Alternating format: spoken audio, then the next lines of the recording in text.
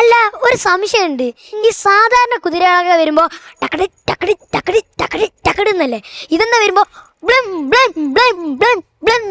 വെള്ളത്തിന്റെ അടിയിൽ കൂടെ വരുമ്പോ ബ്ലും ബ്ലും എന്നല്ലേ ആകത്തുള്ളൂ.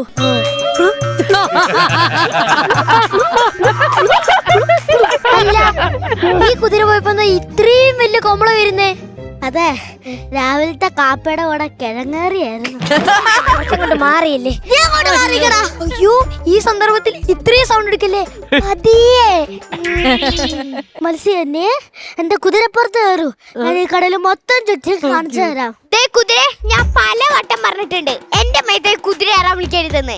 എനിക്ക് തോന്നുമ്പോ കടലിൽ ചുറ്റി കാണാൻ എനിക്ക് നീന്താനുള്ള കഴിവുണ്ട്. അല്ല, ഈ പുഴുവിന്റെ മേത്ത് കയറിയാലും ഈ കടൽ ഫുള്ള് ചുറ്റി കാണിക്കും.